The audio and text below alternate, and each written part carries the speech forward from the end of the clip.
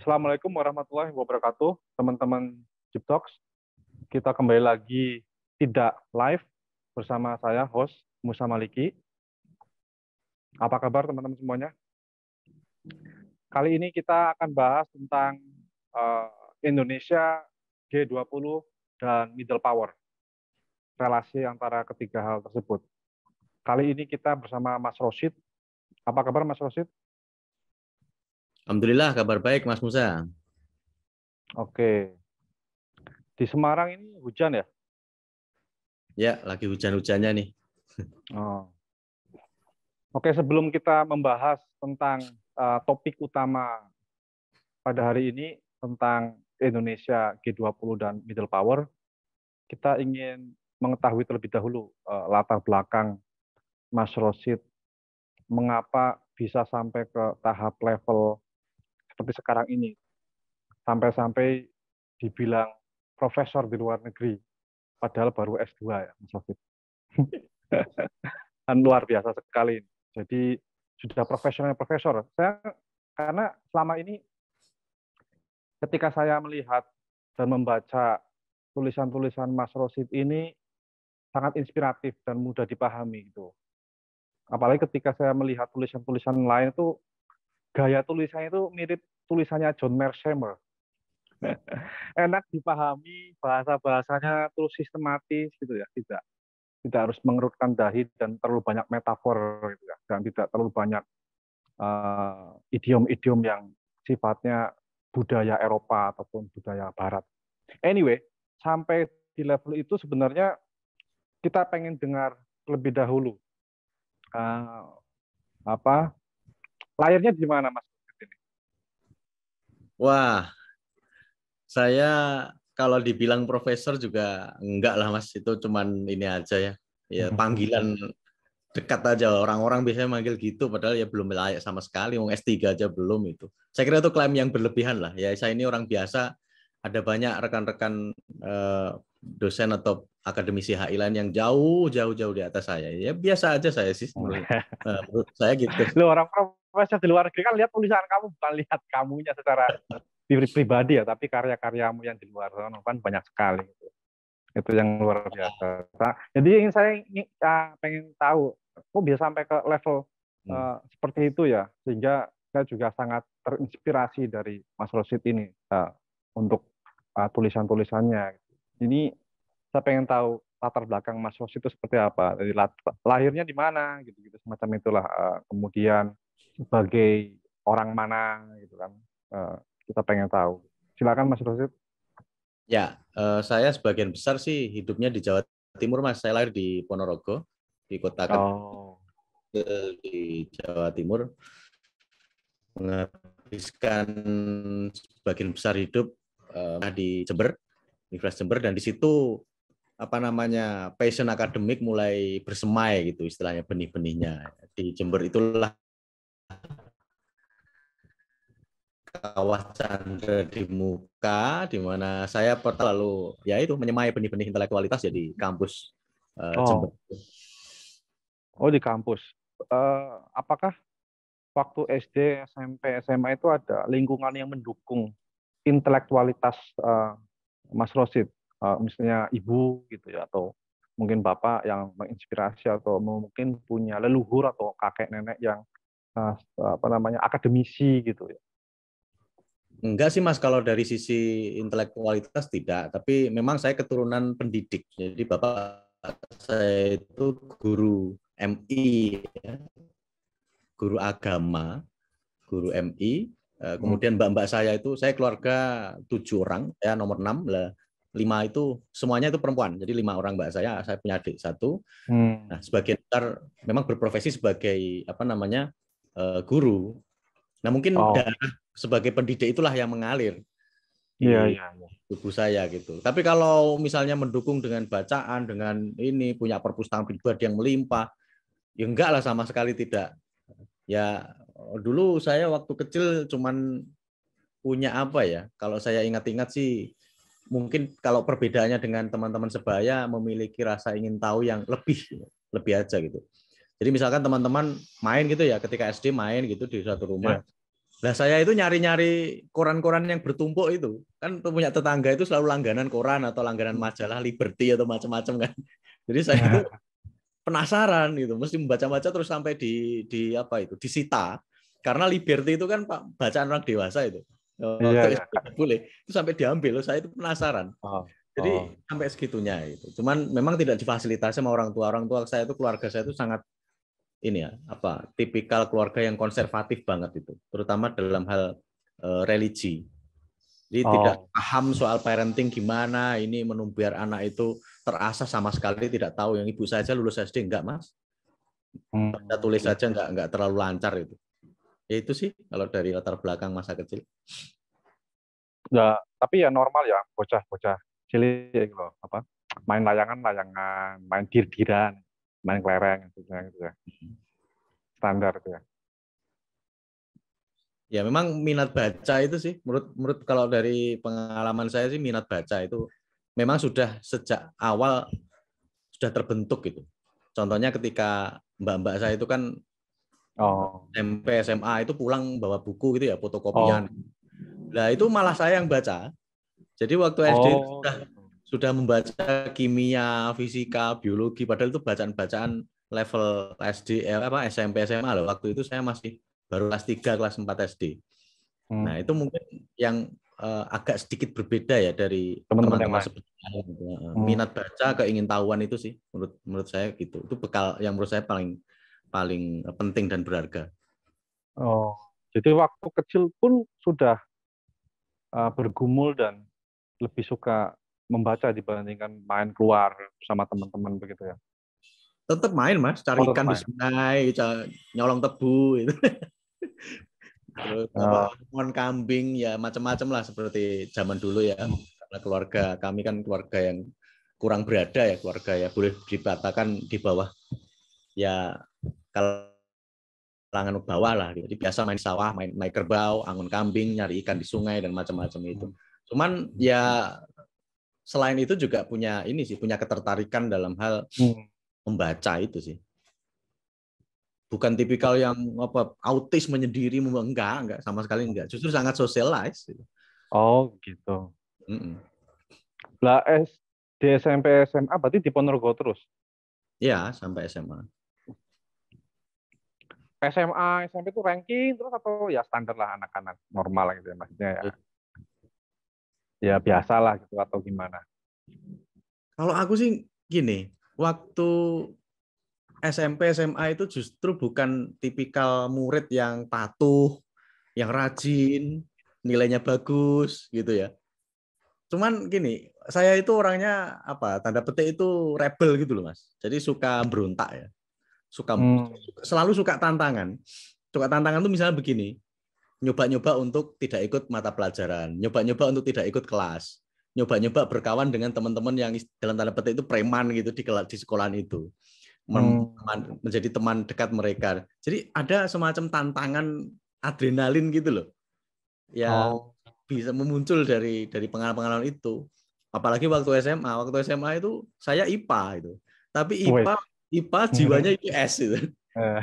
Jiwanya IPS. Jadi sering bolos, apa itu lompat pagar. Kadang malah cerita dulu sempat ada tuh. Nongkrong di kantin gitu ya.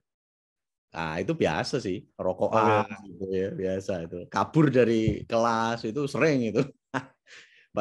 Padahal gurunya waktu itu mau masuk kelas itu. Tapi saya ini di depan pintu ditanya, "Ini mau kemana ini?" "Saya mau pulang, Pak." Itu. Ada sensasi apa ya? Ya adrenalin itu sih. Adrenalin apa istilahnya? Apa itu, entar. Apakah itu ada apa ya?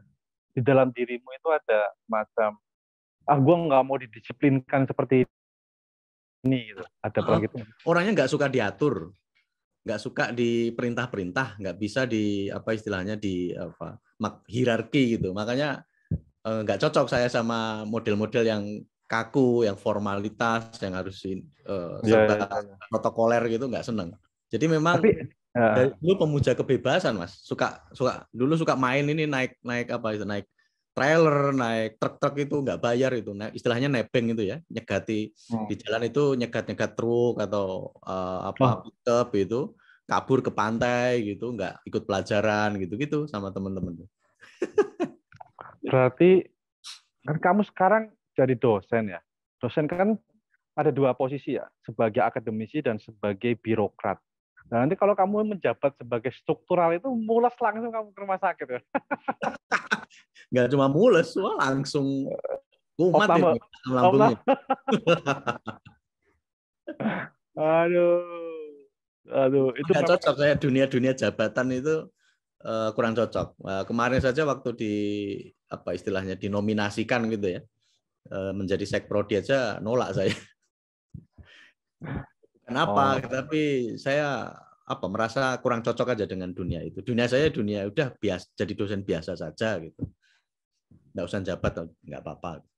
Cuman nggak tahu nanti pasti ya lah itu akan datang masanya Pak. ketika harus mau nggak mau gitu ya. Cuman Di nggak ospek, sekarang di belum lah. ospek, Iya, ospek. nolak. Aduh. Iya, iya, iya, iya. Susah memang ya. Apa ya? Ya kehidupan di Indonesia ya seperti itu ya. Kalau di luar negeri masih punya pilihan sepertinya ya Mm-mm. untuk dunia akademisi gitu ya. Iya. Nah, terus pas SM oh iya, saya tertarik lagi nanya tentang pernah nggak kamu challenging ataupun nanya ataupun mengkritisi guru SD pas SMP atau pas SMA gitu? Seingat saya SMA. SMA itu rebel-rebelnya saya itu. Jadi waktu itu kan ya semacam ada inilah ya investigasi tentang ya uang sekolah atau apa itu. Hmm. Nah, teman-teman dari IPS itu melakukan demo, mendemo sekolahan, mendemo kepala sekolah dan Tahun berapa kira-kira tahun berapa itu ya? Oh, ada demo kayak gitu ya? Kesel. 2003 kalau salah itu. 2003. Oh, 2003 itu aku demo. baru lulus kuliah itu. Waktu itu aku kelas 3 Mas, menjelang Oh. menjelang UAN itu. Hmm. Bulan sebelum UAN. Itu teman-teman dari jurusan IPS itu demo. Nah, dari IPA itu nggak ada sama sekali yang ikut demo.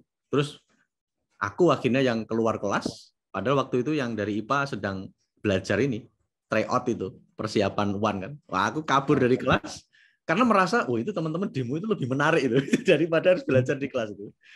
Lebih Hmm. lebih menarik, lebih tertantang. Ya, akhirnya ikut-ikutan teman-teman itu masuk ke kerumunan itu.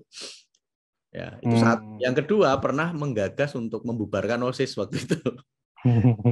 Gara-gara Ya. ya jengkel aja sih ngelihat OSIS kok cuma lebih dekat ke guru terus ini kok jarang menyalurkan aspirasi para siswa gitu ya. Nah, kami akan antara OSIS dengan siswa itu membuat jengkel, mengusulkan waktu itu dengan teman-teman sih, tapi belum terjadi, cuma usulan ya wacana biasa aja. Kita bubarin aja OSIS itu ganti dengan BES katanya, Badan Eksekutif Siswa. Jadi Tapi memang ya zaman itu kamu adrenalinnya dipicu oleh fun atau dipicu oleh kegelisahan kamu atau di situ sudah muncul kesadaran untuk memperjuangkan sesuatu. kombinasi ketiganya sih kalau aku ngelihat. Ya, jadi ya itu menurut aku juga menyenangkan gitu karena memacu adrenalin ya. Tapi juga dilandasi oleh kesadaran karena sudah SMA, pada waktu SMA aku sering bolosnya itu ke toko buku, Mas. Jadi Ponorogo itu ada toko buku yang didirikan itu ya, punya yang Gontor itu ya. Sering ke situ, nah terpapar sama buku-buku filsafat. Jadi sudah kenalan sama buku filsafat, kenal sama pemikiran Karl Marx, pemikiran Hegel dan sebagainya itu. Hmm. Gitu loh, tentang pemberontakan gitu ya, tentang perlawanan terhadap kelas penguasa, perlawanan terhadap otoritas, itu mulai terpengaruhnya di situ. Jadi SMA memang sudah terpapar sih pemikiran-pemikiran apa istilahnya ya, radikal gitu. Bukan Ya, ya, ya. dalam arti agama itu, tapi radikal dalam arti kritis gitu. Mendalam. Belum mendalam karena otak-otak SMA itu kan belum bisa mencerna ya Mas soal ajaran Oh, filsafat itu. Tapi setidaknya kan ada 1-2 poin yang mungkin masuk gitu. Oh ini menarik nih gitu.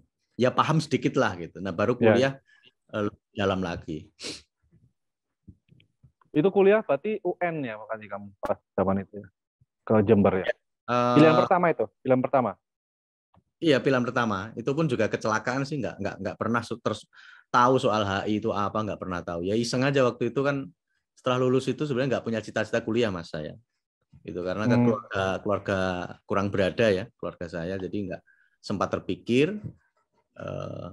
Ya udah gitu. Ketika ke Jember itu niatnya hanya untuk naik bis yang jauh aja. Karena kan ibaratnya belum pernah bepergian yang jauh banget antar kota yang jauh banget gitu ya. Oh gitu. Ya paling maksimal ya deket-deket aja antar kota sekitar Ponorogo aja. Tapi belum pernah yang jauh banget itu belum pernah. Nah karena itu motivasi utama ke Jember itu bukan daftar kuliah sebetulnya, tapi ya itu gimana rasanya naik bis lama seharian penuh gitu ke tempat jauh gitu. Sama teman-teman itu. Sama satu teman ya satu teman ini yang niat banget pengen daftar kuliah. Nah aku waktu Hmm. itu ikut-ikutan aja gitu, ikut-ikutan iseng-iseng berhadiah nyoba-nyoba aja. Jadi pada waktu ngisi formulir pilihan jurusan itu bahkan belum terpikir aku milih apa nih gitu. Sempat waktu itu hampir yang aku coret itu ini agronomi kalau nggak salah. Nah, kamu kan orang IPA kok tiba-tiba larinya ke HI yang IPS gitu ya. Ya ini sih minat sih waktu SMA sudah mulai berminat sama isu-isu internasional. Karena waktu itu kan tahun 2001 ada peristiwa WTC itu ya, 9/11 itu. Oh iya. Nah itu aku sering itu ngikuti beritanya di TV. Terus kemudian yang paling intens itu ketika terjadi serangan ini invasi Amerika ke Irak ke Oh iya. 2003 itu 2003 kelas 3 itu ya. 2003. Itu tiap hari langganan koran aku. Seneng ngikuti lah. Mulai disitulah terbentuk minat untuk mempelajari HI pada waktu itu. Oh. Tapi nggak terbetik untuk menjadi diplomat gitu ya, seperti orang banyak Enggak sama pikirkan. sekali. Cuma seneng aja sih. Pokoknya tentang isu-isu internasional seneng ngikuti aja gitu. Ya, ya, ya. Terus diterima ya di Jember. Terus di Jember itu apa yang kemudian akumulasi keintelektualan kamu itu semakin bertambah dan mengakar, terus menguat dan lebih teryakinkan atau terjustifikasi lagi. Jadi awalnya agak ini ya, agak dilema pada waktu keterima itu karena ada identitas IPA, tapi di sisi lain masuknya ke IPS. Jadi selama 2 minggu setelah diterima itu agak galau juga sampai curhat ke orang rumah ini apa keluar aja ya, soalnya kok rasanya masih konflik batin gitu. IPA tapi kok masuknya IPS gitu. Terus kemudian yang bikin galau lagi itu ketika kuliah, lihat teman-teman sekelas tuh pinter-pinter semua, Mas. Wah, ngomong di kelas, pinter ngomong di kelas gitu. Sementara aku kan tipikal orang yang sangat pasif ya. Pemalu, pasif, bahkan kalau ngobrol, kalau di depan kelas aja keringat dingin gitu dulu ketika SMP, SMA itu. Iya, iya. Jadi bahkan selama 4 tahun kuliah, Mas, tidak sekalipun berani ngomong di kelas. Tidak sekalipun. Nah, terus Jadi presentasi makanya gimana? Zaman dulu kan presentasi diem aja, presentasi kelompok kan. Itu pasti aku cuma tampil aja di depan duduk gitu, tapi nggak pernah ngomong. Oh, Ya itu oke. hanya jadi penggembira. Terus kalau pikiran kamu itu bergejolak, pengen ngomong sesuatu itu gimana terus? Tulis, Oh, tulis. Jadi seperti misalnya nih ya, ketika kuliah kan kadang sebetulnya banyak itu pertanyaan yang ingin ku tanyakan ke dosen misalnya. iya, iya. Karena ketidakberanian itu, karena kepercayaan diri yang sangat rendah itu, akhirnya aku tulis aja di catatan pertanyaan-pertanyaan itu. Itu menurut sering ku ceritakan ke mahasiswaku juga bahwa itu kebiasaan yang nggak baik gitu. Jangan ditiru yang kayak gini. Jadi Anda harus sampaikan saya minder orangnya itu. Jadi saya itu karena dari kalangan miskin ya dan sejak kecil di humiliated lah sama tetangga-tetangga sekitar yang orang-orang kaya itu sehingga merasa kok rendah banget itu. Nah, itu menciptakan rasa minder di alam bawah sadarku Oh, sampai itu kuliah ke membuat trauma bawah. juga ya kayak gitu-gitu. Trauma Berpengaruh sekali ya, berpengaruh sekali gitu ya. sampai detik ini kalau ngelihat orang kaya itu agak gimana gitu, Mas. Ngelihatnya itu. Ya campuran antara jengkel dan traumatik gitu ya. karena itu pengalaman buruk gitu. Dan tidak hanya ke aku saja, seluruh keluargaku. Itu kalau boleh dibilang the age of humiliation waktu kecil itu.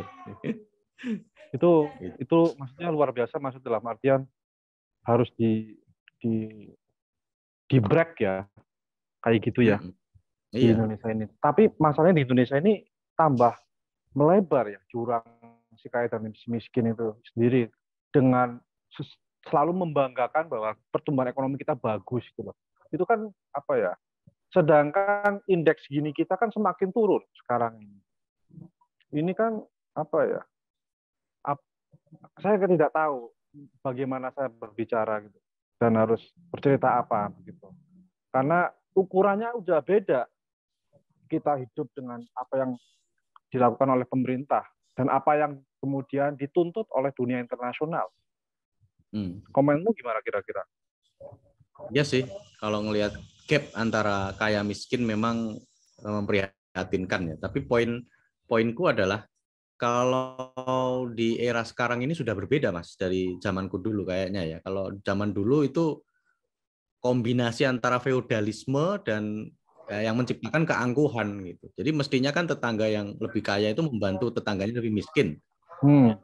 Itu enggak itu, tapi merasa justru di atas, bangga, menyombongkan diri dan merendahkan yang miskin itu.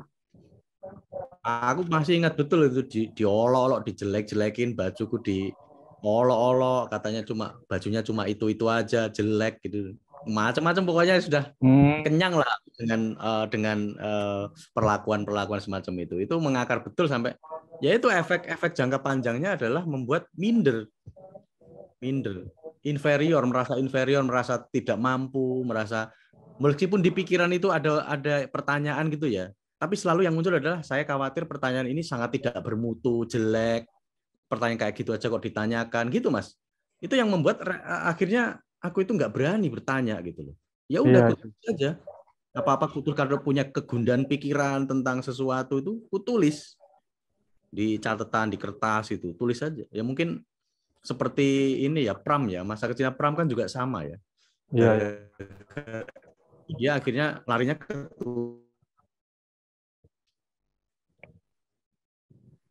Maaf, Rosid, kemana larinya? Keputus suaramu. Larinya ke tulisan. Jadi kalau kegundahan, kegelisahan itu nggak berani meluapkan, ya akhirnya ya ditulis saja. Gitu. Iya. Tapi kemudian tulisannya kan jadi luar biasa ya.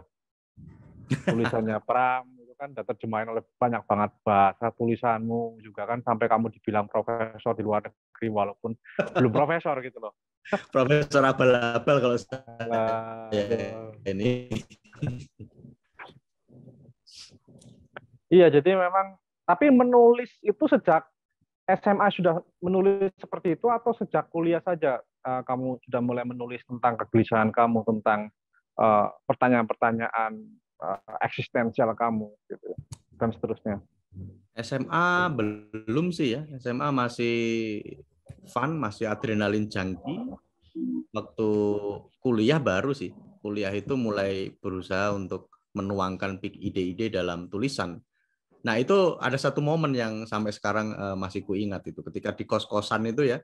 Nah, kebetulan kos-kosan itu ada mahasiswa yang angkatan lama, angkatan 97 gitu. Nah, itu yang memberikan motivasi. Bilang begini, kalau kamu jangan merasa dirimu sebagai intelektual kalau belum mampu menulis, apalagi terbit di media massa nasional gitu. Waktu itu Kompas jadi rujukan. Kalau belum menerbitkan tulisan di Kompas, jangan mengaku sebagai intelektual katanya. Wah, itu akhirnya membuat apa ya? Untuk diakui sebagai seorang intelektual. Karena kalau biasanya kita cuma diskusi, ngobrol, debat itu begitu aja. Tapi sama ya Mas senior itu diolok-olok itu. Kalau belum nulis itu jangan mengaku sebagai intelektual katanya. Nah, itulah mulai yang menggerakkanku untuk lebih serius berlatih di situ. Itu semua pengalaman itu waktu berhadapan dengan apa ya, hal-hal negatif ya, yang imposing dirimu sehingga menciptakan sebuah trauma dan sebagainya, itu kan ada titik balik ya, bahwa kemudian kamu merasa harus bukan membuktikan sesuatu, tapi harus membalikan apa yang datang ke kamu itu sebenarnya yang negatif itu adalah sesuatu yang salah gitu. Dan kemudian lingkungan di kuliah kamu itu terus-menerus memencut kamu untuk membalikan posisi-posisi yang sebenarnya dulu kamu tidak suka alami gitu. Sehingga sekarang eh, apa namanya? Kamu akan merasa lebih eh, bisa berhadapan dengan mereka dengan eh, apa intelektualitas yang kamu miliki saat saat itu dan sampai sekarang gitu. Iya, kalau orang Barat bilang kan with revenge gitu istilahnya. Jadi kita tidak perlu membalas rasa sakit hati kita waktu perlakuan waktu masih kecil dulu, waktu masih susah hidup susah dulu. Tidak usah dibalas. Tapi suatu saat nanti akan ditunjukkan bahwa keadaannya itu akan berbalik. Gitu. Bahwa ya orang yang dulunya sangat sombong, sangat merasa dirinya itu nantinya akan melihat dengan sendirinya gitu, situasinya akan berbalik dan itu terjadi kok. Jadi ya aku ngelihatnya gitu sih, yang dulunya di atas jadi di bawah gitu, yang dulunya di bawah sekarang di atas begitu. Ya siklus kehidupan sih menurutku. Nah, kamu bisa nggak cerita momen tertentu atau memang susah untuk cerita karena itu kan proses panjang ya, di mana dirimu itu sudah kembali kepada bukan kembali tapi lebih kepada mempunyai muncul uh, kepercayaan diri dan bisa mengatasi trauma-trauma masa kecilmu yang tidak mengenakan itu.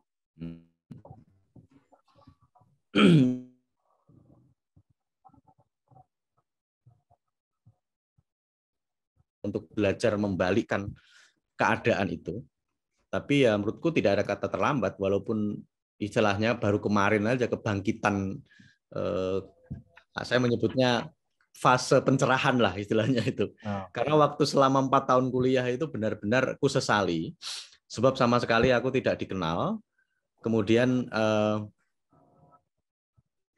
sama sekali tidak show up gitu untuk menunjukkan, bukan show up dalam arti sekedar pamer atau sekedar menonjolkan diri, tidak, tapi show up dalam arti yang positif. Misalnya kalau kita punya pendapat ya tolong ya disampaikan gitu. Tapi itu nggak pernah aku lakukan Mas selama 4 tahun kuliah itu. Jadi hanya kutulis dan kadang-kadang malah ku serahkan kepada teman sebelah gitu. Ketika kuliah punya pertanyaan gitu, "Nyo ini coba sampaikan, tanyakan ke dosen." Jadi justru malah teman-temannya bagus karena aktif di kelas kan. Ya padahal beberapa pertanyaan itu dari aku karena aku nggak berani gitu loh. Sama sekali tidak punya mengemukakan pendapat atau bertanya di forum di kelas itu. Jadi berakar dari rasa minder itu. Nah begitu lulus akhirnya susah sendiri Mas karena tidak dikenal dosen. Akhirnya susah sendiri kan untuk mencari misalnya rekomendasi atau apa begitu kan susah. Jejaringnya juga terbatas. Nah singkat cerita setelah lulus selisih kemudian lulus 2008 kemudian sampai S2 2012 ya. Jadi kalau ada jeda 4 tahun itu kompleks sekali itu. Kalau cerita nggak cukup 2 hari 2 malam itu panjang banget dari 4 tahun itu. Tapi langsung saja saya lompat ke momen waktu S2 itu. Nah ketika mau sekolah S2, aku tekadkan dalam hati bahwa aku S2, aku harus berubah total dari S1. Bahwa Rosid yang S2 bukan Rosid yang S1 dulu, harus berubah. Berubahnya dalam hal apa? Tadi itu Mas, aku ingin betul-betul mengatasi rasa minderku itu. Betul-betul mengatasi rasa ketidakpercayaan diriku. Itu. Makanya ketika S2 sangat passionate banget itu. Ketika kuliah itu berbicara soal akademik itu sangat semangat dan di kelas itu sering apa istilahnya ya, aktif banget itu. Itu sebetulnya dalam rangka tadi mencoba untuk melampiaskan gitu hasrat terpendam 4 tahun yang ku tekan satu. Itu poso ngomong. Iya. Iya. Luar biasa ya, maksudnya apa ya? Tapi tadi itu ada jeda, ada momen di mana kamu terus meyakinkan dirimu bahwa gue harus keluar nih dari hal-hal yang menurut gue tuh kurang baik dan gue harus berubah. Itu ada momen-momen uh, dialektika dengan diri sendiri gitu ya untuk Iya, seperti itu. iya. Dan itu terus menerus atau cuma beberapa saat sehingga kamu mengalami pencerahan itu loh. Iya terus-menerus, Mas. Jadi sebelum ketika lulus kuliah kan aku masih aktif di lembaga pers kampus ya waktu itu. Nah, di lembaga pers kampus itu kan mulai belajar sedikit-sedikit berani ngomong, berani ini di depan forum dan sebagainya itu. Tapi itu belum maksimal juga. Nah, tapi aku merasa ketika di organisasi itu cukup bertumbuh lah ya, dalam artian kemampuan artikulasi, kemampuan public speaking itu sudah lumayan berkembang lah daripada sebelumnya yang sama sekali puasa gitu 4 tahun gitu. Nah, tapi kalau secara akademik ya di S2 itulah itu benar-benar pelampiasan dari puasa bicara itu di kelas selama 4 tahun itu. Jadi momen defining momennya ya ketika S2 itu. Tapi gini, coba aku pengen tahu pendapat. Kan tiap manusia, tiap individu kan beda-beda ya sebenarnya. Kayak dulu misalnya aku tuh susah ngomong lama banget sampai mamaku selalu dibilangin, itu anakmu nggak bisa bicara-bicara, kayaknya susah deh, harus dibawa ke dokter. Dan begitu udah bicara, ya normal lagi gitu. Nah, apakah memang setiap manusia itu memang ada waktu-waktu tertentu ya yang udah disetting sama Tuhan lah ya, yang kita percaya sama Tuhan ya, atau sama kondisi ya, sehingga di saat dia bisa membuka cakranya, cakra ya, apa bahasanya kita nih, membuka tenaga dalam nggak bisa juga ya, membuka kuncinya ya, itu kita udah langsung lebih progresif justru, lebih bagus gitu loh, daripada kamu udah bisa berpendapat, mengungkapkan atau mengekspresikan pikiran-pikiranmu saat kuliah S1. Nah, nanti fasenya belum matang, pas S2 biasa-biasa aja nanti hasilnya. Nah, kalau pas di krannya dibuka, itu pas kuncinya dibuka pas S2, kan langsung jadi sangat sistematis, sangat progresif, sangat nonjok gitu loh. Mungkin pas dihadapkan dengan atau audiens menerima ekspresi, artikulasi ide-idemu itu sendiri. Menurutmu gimana? Ya kalau perkembangan skill berkomunikasi orang memang beda-beda ya. Tapi kalau aku amati sejak dulu sampai sekarang ada dua motivasi sih kenapa orang berbicara di forum itu. Yang pertama demi meng-attract audiens saja gitu. Dalam arti ibaratnya apa ya? Kalau dalam bahasa HI-nya itu status signaling gitu. Untuk mengirimkan sinyal ke audiens bahwa aku ini pinter loh. Gitu. Jadi motifnya lebih ke pencarian pengakuan. Itu satu. Jadi rekognisi bahwa dia adalah mahasiswa atau orang yang pinter itu dilakukan dengan aktif di kelas. Yang kedua memang betul-betul orang yang berbicara itu dimotivasi oleh sekedar apa istilahnya penyampaian. Jadi orang menyampaikan itu semata-mata karena memang perlu untuk diketahui banyak orang. Gitu. Jadi motifnya berbagi, Mas, berbagi pengetahuan, berbagi ide. Gitu ya. Jadi bukan tebar pesona atau sekedar attention seeker atau sekedar apa ya mencari rekognisi bahwa aku ini orang pinter loh, aku ini seorang intelek, bahasanya tinggi-tinggi, bahasanya keren-keren gitu. Kan ada yang seperti itu kan. Tapi yang kedua ini dan aku lebih memilih yang kedua bahwa berbicara itu mestinya untuk berbagi. Gitu, untuk membagi pengetahuan, ide yang barangkali memberi ya faedah lah untuk orang lain, untuk diketahui gitu atau untuk didiskusikan, diperdebatkan gitu. Itu menarik sekali ya. Jadi kita sudah bisa melihat ini teman-teman Ciptok ya, tentunya penting sekali ya. Jadi sebagai individu kita punya pilihan. Kalau ngomong di depan umum, apakah kita ingin menunjukkan kegenitan intelektual kita, atau memang ingin sharing apa yang kita pikirkan, apakah terkonfirmasi benar dengan apa yang dipikirkan orang lain, gitu ya. Itu akan menjadi semacam akumulasi, bukan akumulasi kebenaran, tapi akumulasi pengetahuan yang terus bertransformasi sehingga menjadi suatu yang solutif sifatnya itu ya. Atau mungkin lebih sifatnya saling memahami satu sama lain, pikiran masing-masing gitu, walaupun kemudian berbeda gitu ya. Disitulah kemudian menciptakan kehangatan intelektual ya, mungkin ya, Rosid ya. Jadi kita sama tahu satu sama lain, kita bisa bukan meributkan, tapi bisa berdebat untuk hal-hal tertentu, tapi kita tetap menghormati dan hangat satu sama lain gitu ya, Rosid. Iya, betul. Sepakat itu.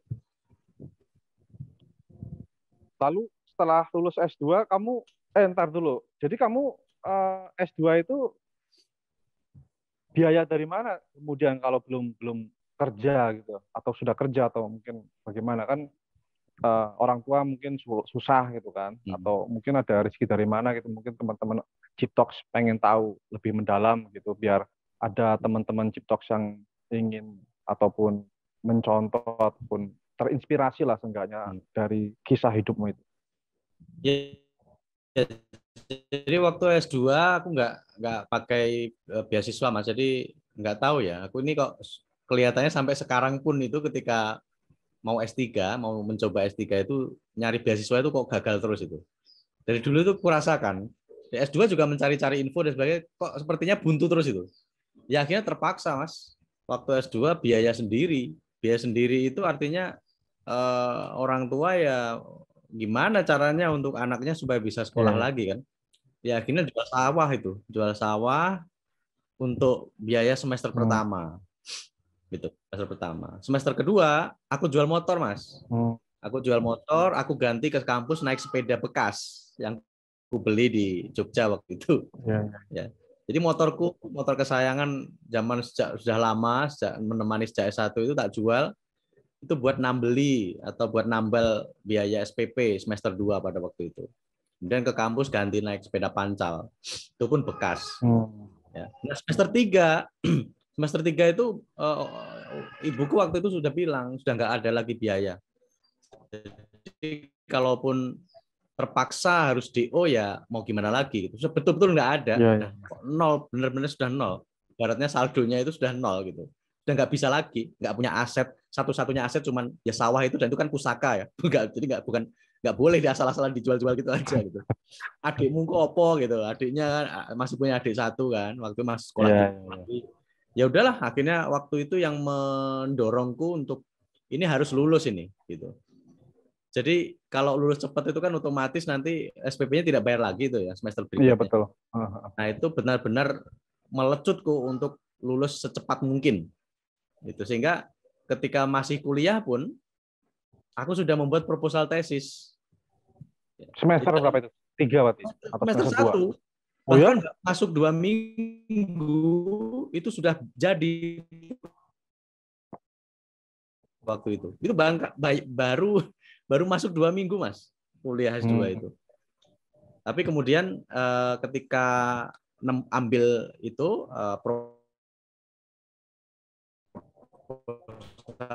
tesis akhirnya nggak jadi, ambil topik yang lain itu malah kukerjakan dalam waktu yang sangat singkat. Aku masih ingat itu 19 hari aku nulis tesis, nggak sampai sebulan. Itu bulannya bulan puasa lah, masih ingat itu 19 hari nulis tesis itu. Karena itu Mas, bukan karena aku merasa hebat atau luar biasa, tidak. Termotivasi, kondisi termotivasi karena sudah nggak mau memberatkan orang tua lagi itu aja sih yang menjadikan semangat itu berlipat-lipat gitu. Apakah itu yang membuat para mahasiswa itu kalau ngerjain tugas itu selalu deadline? Malam-malam baru ngerjain. Barangkali juga iya teori itu. Karena itu selalu keluar loh. Selalu keluar loh ilmu itu, keluar tiba-tiba. Cepet banget tuh langsung. Kayak nunggu wangsit gitu loh. Itu memang beneran wangsit kayaknya deh. Mungkin ada benarnya juga itu. Karena kepepet akhirnya justru otak lebih lancar ya. Dan itu nggak tergantung pada ras, nggak tergantung pada siapapun juga gitu loh. Itu mau kaya mau miskin kayak gitu juga gitu loh. Universal berarti ya. Ya begitulah. Menarik itu.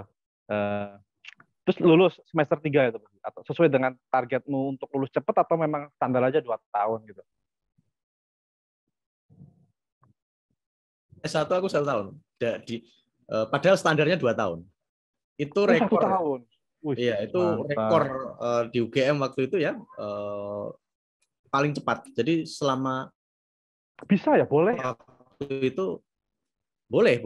Karena dilebihkan. Aslinya kan aku 1 tahun kurang dikit gitu.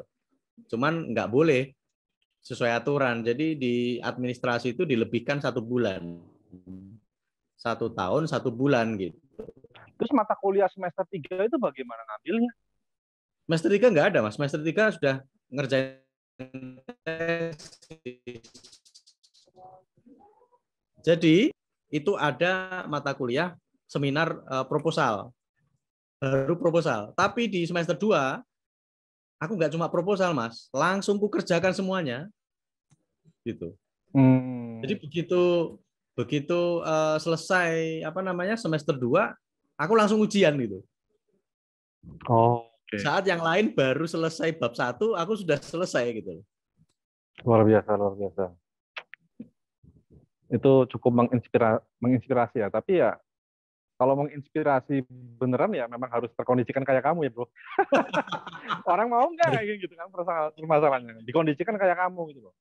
Jadi Harus ya kalau kita lihat ya memang itu sekedar cerita aja untuk memecut diri kita agar lebih baik lagi. Tapi tidak mungkin bisa saklek copy paste sesuai dengan kondisimu dan mencapai capaianmu seperti saat itu dan sampai saat sekarang kan.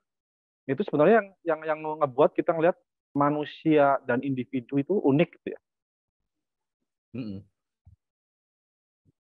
Pengalamanku sih untuk sukses studi atau apapun itu harus punya ini ya, timeline gitu, semacam ya inilah target gitu. Kira-kira aku nanti pengennya berapa lama di sini.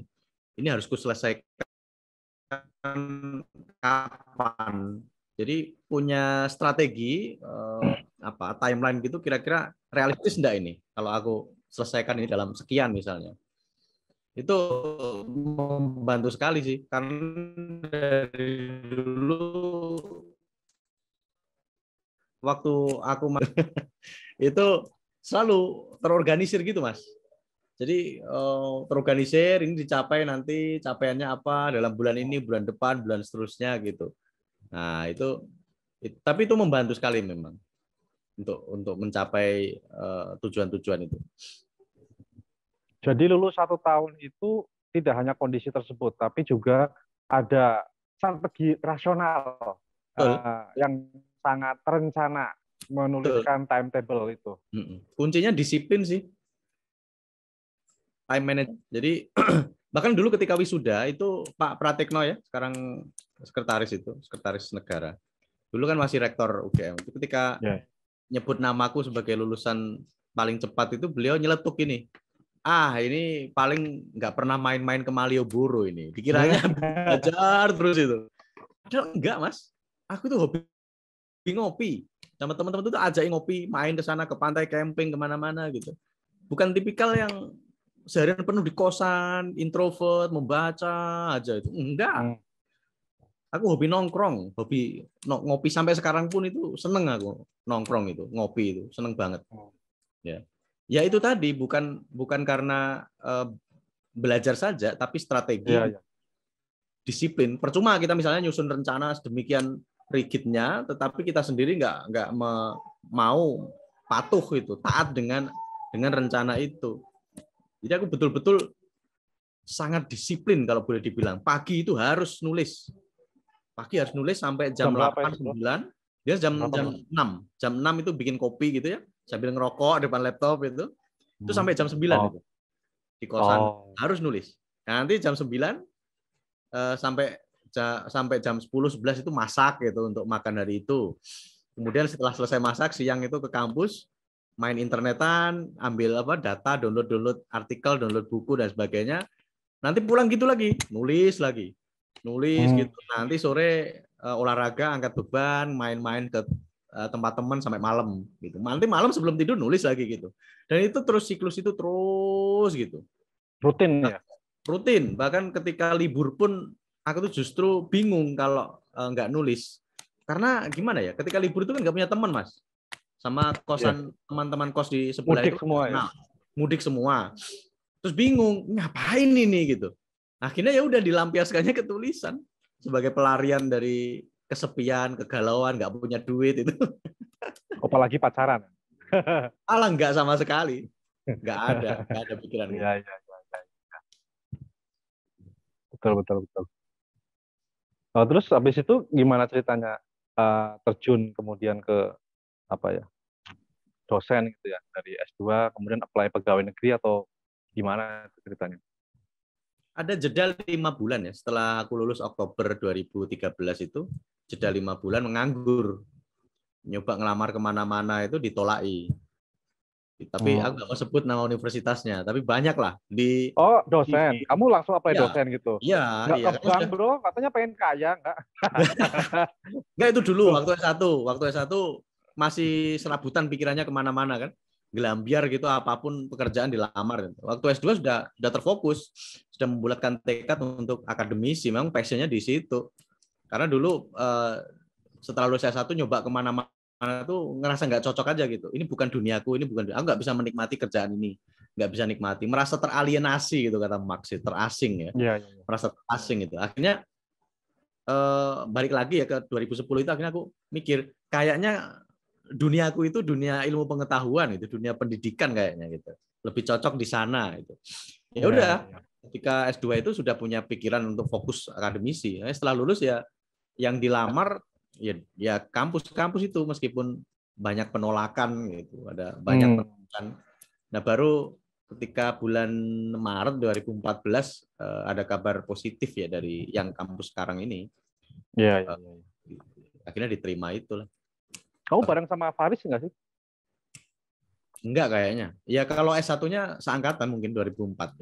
S2-nya? Enggak ya? Enggak, duluan dia kayaknya. Oke, oke, oke. Karena kan kerja dulu, Mas. Dari 2008 sampai 2012 itu kan kerja macam-macam serabutan dulu kan. Jadi enggak langsung sekolah gitu loh. S2. Jadi S2 aku terlambat. Jadi di kelas S2 itu terhitung aku ya salah satu yang golongan Paling tua tua. lah. Yang lain fresh-fresh gitu.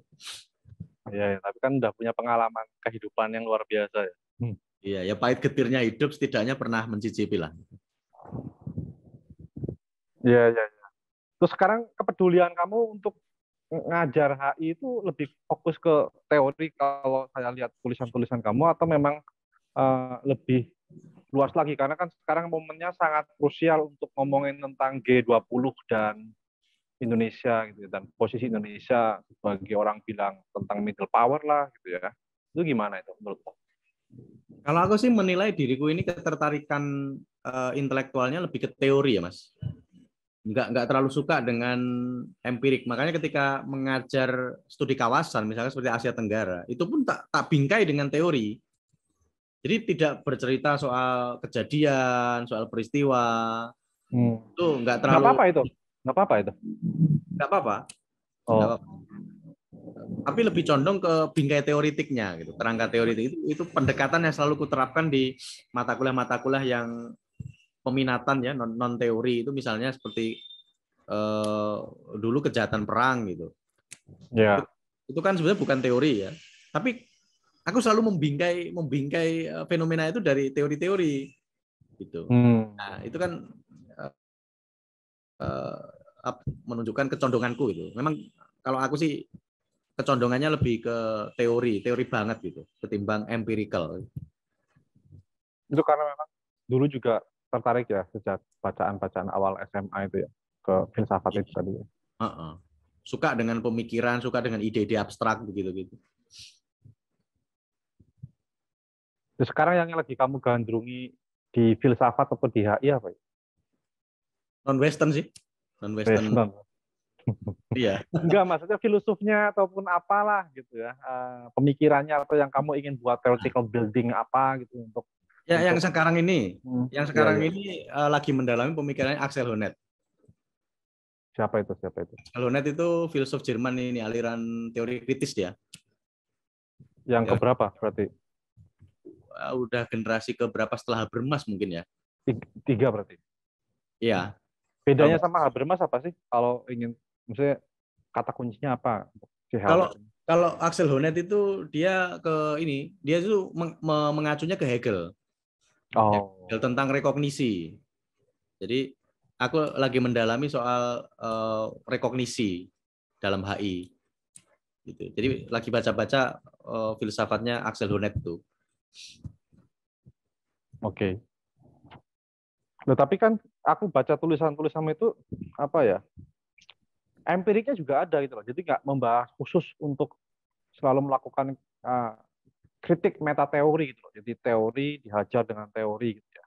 Tapi lebih kepada ada teori, kamu melakukan konfirmasi ataupun mencari justifikasi case tadi untuk membenarkan teorinya kamu gitu. Gimana? Ya memang dari tulisan-tulisan tuh banyak cenderung empirical ya. Tapi tentu tidak lepas dari bingkai teoritiknya itu. Maksudku adalah mencoba untuk melihat bagaimana fenomena itu dibaca dari teori. Gitu. Jadi tidak murni menulis tentang isu-isu empirical. Gitu. Tapi aku sih lebih condong ke melihat bingkai teoritiknya, bagaimana teori ini atau konsep ini dipakai untuk memahami satu fenomena ini. Jadi angkatnya tetap empirical, Mas. Pendekatanku kan dari karya-karyaku cenderung case study memang. Gitu. Tapi tetap bingkai teoritiknya nggak pernah hilang. Nah, buku yang sangat empirical itu judulnya yang Politik Teknologi Era Jokowi itu sangat empirical itu nggak memuat bingkai teoritik apapun karena memang buku itu aku tulis untuk konsumsi publik ya khususnya decision maker yang memang mungkin tidak punya background HI atau background teori yang kuat kan dan tidak penting bagi mereka kan. Jadi itu tulisan populer, buku populer ya konsumsi banyak orang lah sehingga bukan buku akademik yang untuk dibaca mahasiswa, dosen, peneliti itu enggak itu.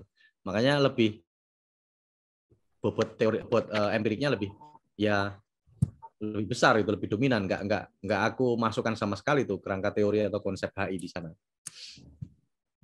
Itu yang buku Politik Luar Negeri Indonesia yang Jawa itu ya? Atau ada yang baru lagi yang terbaru lagi? Yang baru belum ada, Mas. Masih di tataran konsep nih, di cloud dalam kepala. Oh, juga akan mikir, bro, entek rambutmu. Aduh. Iya. Ya, kemarin kan kamu nulis di CSHS nih, kita akan bahas sebenarnya momen penting yang kamu juga langsung publish ya di jurnal CSHS tentang G20 dan posisi Indonesia sebagai middle power. Itu kira-kira argumentasi kamu apa itu di situ sebenarnya? Di artikel itu tesisku adalah bahwa momen presidensi Indonesia di G20 ini itu harus dimanfaatkan untuk menunjukkan peran kepemimpinan Indonesia. Gitu. Kepemimpinan ini lebih spesifik yang mana? Kepemimpinan dalam pemecahan masalah-masalah global. Gitu. Jadi middle power diplomasi itu kan dimaknai sebagai negara-negara kekuatan menengah yang tampil aktif gitu ya di forum multilateral dan dia menunjukkan peran-peran tertentu. Peran-peran tertentu itu misalnya ya fasilitator, kemudian agenda setter gitu-gitu. Nah, Indonesia mestinya di forum presidensi ini betul-betul memanfaatkan momentum itu untuk memperlihatkan bahwa Indonesia itu mumpuni sebagai pemimpin, sebagai leader. Jadi leadership Indonesia diuji betul dalam forum ini. Gitu. Dan dalam tulisan itu aku mengatakan bahwa forum G20 itu bukan sekedar forum yang bicara isu-isu ekonomi pembangunan saja, tapi isu politik internasional secara umum. Ya, jadi Indonesia mestinya bisa mengambil peran yang aktif ya di situ, tidak sekedar IO gitu, sekedar panitia penyelenggara lah istilahnya, tapi juga mengambil peran kepemimpinan untuk mengarahkan agenda pembicaraan negara-negara kuat di sana tentang masalah-masalah dunia yang sedang dihadapi, lalu mengemukakan solusi-solusi pemecahan masalah dan sebagainya yang sekiranya itu bisa meng-attract atau dijadikan panduan atau istilahnya ya pedoman bagi negara-negara itu nanti untuk menyelesaikan masalah-masalah dunia itu. Ya dengan kata lain Indonesia perlu benar-benar mengambil peran kepemimpinan lah di situ, bukan sekedar panitia pelaksana gitu, panitia penyelenggara gitu. Namanya juga presidensi ya. Iya, Harusnya beneran jadi presiden gitu ya. beneran. Tapi memang setiap negara yang mengadakan acara-acara besar seperti itu, terutama untuk forum multilateral, ya, itu memang dipersilahkan, memang diberi otoritas untuk membuat agenda. Ya. Iya, iya. Jadi kalau presidensi kan ibaratnya seperti ketua itu. Kalau ketua kan kalau misalnya kita ketua sidang atau ketua diskusi itu biasanya memberikan semacam tor gitu ya. Ya. Memberikan semacam agenda pembicaraan kita apa nih gitu. Nah, Indonesia diharapkan bisa betul-betul mengarahkan pembicaraan di forum itu.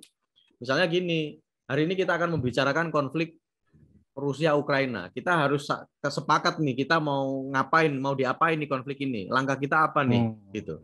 Jadi artinya peran keketuaan ini mestinya benar-benar efektif, bukan sekedar formalitas atau ya hanya sekedar penyelenggaraan aja, sukses menyelenggarakan aja, tapi juga sukses mengarahkan agenda pembicaraan antar kekuatan-kekuatan besar itu menyikapi isu-isu internasional yang sedang urgent ini gimana gitu loh. Oke.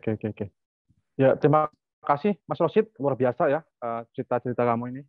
Jadi sebenarnya setelah ini mau dilanjutkan live ya teman-teman Chip Talks untuk pembicaraannya lebih substansial, lebih apa ya, mengarah kepada memang minggu depan ya acara G20 ya 15 dan 16 November ini ya yang apa tema besarnya adalah recovery together, recovery stronger gitu ya. Jadi ini memang sudah secara implisit memampang substansi ataupun semangat multilateralisme ya, bukan pertarungan kepentingan negara-negara besar. Tapi kita tunggu aja nanti pas live teman-teman Chip Talks tolong tulis komentar-komentar dan pertanyaan-pertanyaan yang nanti kita akan jawab saat live ya untuk kita fokus pada bagaimana peran Indonesia sebagai middle power dalam menyelesaikan permasalahan-permasalahan atau bagaimana Indonesia mengagendakan berbagai permasalahan-permasalahan di forum G20 ini sehingga nanti bisa nggak 100% juga sih ya, seenggaknya 80% lah urusan global yang ribet ini bisa diselesaikan bersama-sama gitu ya dengan berbagai macam kesepakatan-kesepakatan yang akan dibuat di forum tersebut. Saya kira itu aja ya teman-teman semuanya. Terima kasih atas waktu untuk menyediakan menonton kita dan saya harap nanti teman-teman datang lagi untuk acara live kita yang akan diberikan pengumumannya nanti. Ya, terima kasih Mas Rosid untuk waktunya, luar biasa sekali ya pengalaman kamu dan mungkin ada pesan-pesan terakhir untuk teman-teman yang sebenarnya ada minder gitu tadi ya yang kamu alamin, kemudian semangat untuk memperjuangkan diri nyaman di pekerjaan gitu ya. Karena kalau ada perasaan-perasaan teralienasi gitu ya, harus cepat-cepat keluar lah untuk mencari pekerjaan yang sebenarnya nggak buat stres kita gitu. Ya. Ada 3 closing remark Mas terkait tadi ya. Yang pertama mengatasi rasa minder. Intinya kita harus beranjak gitu. Jangan biarkan keminderan itu bertahan lama di kita. Kita harus berubah karena sebetulnya kepunahan dari makhluk hidup itu karena dia tidak berubah gitu. Jadi hanya orang yang tidak berubahlah yang akan punah. Ya, jadi berubah itu penting. Jadi kalau kita merasa kita nggak mampu berkomunikasi dengan baik, nggak bisa public speaking dengan baik, nggak bisa menulis dengan baik, itu kelemahan dan kelemahan itu jangan dibiarkan mengendap, tapi harus diubah. Ya, harus diubah. Pokoknya kuncinya adalah kita harus berani berubah. Itu satu. Yang kedua, terkait dengan menumbuhkan semangat itu, kuncinya adalah kita harus terbiasa untuk hidup apa istilahnya? Tirakat, Mas. Jadi jangan biarkan diri kita itu penuh keberlimpahan materi terutama. Karena itu akan Materi ya, materi. materi Atau ya. kenyamanan. Ya, materi kan juga memberikan kenyamanan akhirnya kan. Gitu. Jadi justru kita harus membiasakan diri untuk tirakat, karena dari tirakat itu akan muncul motivasi terdalam yang terpendam, yang terkubur gitu. Karena kalau kita hidup dalam keberlimpahan serba nyaman, nah motivasi itu akan ini Mas tidak muncul gitu loh. Karena sudah nyaman kok, ngapain saya harus bekerja keras, ngapain saya harus berusaha kan begitu. Sudah merasa nyaman gitu kan. Jadi kita harus jauhkan dari zona nyaman kalau memang kita ingin mendapatkan hasil yang maksimal gitu. Itu kedua. Yang ketiga, betul bahwa kita kalau memilih profesi itu harus berdasarkan passion. Jangan sekedar yang penting kerja gitu. Karena kerja itu bagiku bukan sekedar nyari duit gitu, tapi sebuah aktualisasi diri. Ya kan? Kita kerja untuk hidup atau hidup untuk kerja. Gitu kan? Kalau menurutku sih kita kerja untuk hidup. Itu kerja untuk menghidupi kehidupan kita. Gitu. Sehingga kalau profesi itu sudah sesuai dengan passion, maka kita seperti tidak bekerja, Mas. Ya, seperti menjalankan hobi saja. Kan enak tuh. Pekerjaan paling enak kan seperti kata siapa lupa saya. Kang Emil atau siapa ya, itu adalah hobi yang dibayar. Jadi kita misalkan kalau sudah passion di sebagai akademisi, kemudian kebetulan berprofesi sebagai akademisi, itu enak sekali. Kita tidak merasa tersiksa karena kita jalankan hobi saja di situ. Itu Mas saya kira. Oke. Oh iya, saya jadi teringat tadi yang saya lupa. Sebenarnya itu hobimu itu ya, hobi rokokan sama kopi itu gimana itu? Itu nasihat untuk kita gimana ini? Aduh, asam lambungku udah nggak kuat nih, bro. Iya, orang kan ada fasenya. Kalau dulu masih muda, di bawah 30-an itu masih gitu, kopi kental, rokok terus itu. Kalau nggak ngerokok nggak keluar idenya, gitu kan. Itu beneran emang? Tapi Itu emang beneran? beneran, Oh. beneran. Jadi dulu kenapa aku bisa produktif itu karena selalu ada kopi dan rokok di samping lab gitu, sampai pokoknya sambil ngerokok, ngopi gitu, enak lancar aja gitu berpikir. Ya mungkin itu sugesti aja sih ya, sugesti aja, bukan memang bukan penyebab kreativitas itu bukan kopi dan rokok itu, tapi ya sugesti aja gitu loh. Tapi begitu setelah nikah makin menua, tubuh makin ringkih, organ-organ tubuh juga makin menurun, akhirnya sampai sekarang berhenti total dua-duanya. Oh ya? Kopi sudah total. Iya, serius. Tapi kamu rokok tetap sudah total. bisa nongkrong, tapi kan? Ngeteh Bisa. kamu ya, ngeteh. Ngeteh atau yang lain deh. Yang penting bukan. Kalau kopi sebenarnya bisa sih, toleran, tapi harus kadarnya sangat-sangat minimalis banget gitu. Iya. Terus harus dicampur misalnya kok campur susu, campur coklat atau yang lain. Jadi nggak murni kopi itu. Dan syaratnya perut juga harus terisi, karena penyakit lambung itu kan nggak boleh kosong ya. Harus terisi, itu mungkin bisa sedikit walaupun efeknya tetap terasa, misalnya deg-degan atau apa itu tetap terasa. Oke. Itu sih, tapi menurut saya hindari aja. Oke, terima kasih Mas Wasid. Sampai jumpa. Terima kasih, sampai ketemu lagi Mas. Oke, sip. Teman-teman Chip Talks, sampai jumpa ya. Nasihatnya jangan lupa.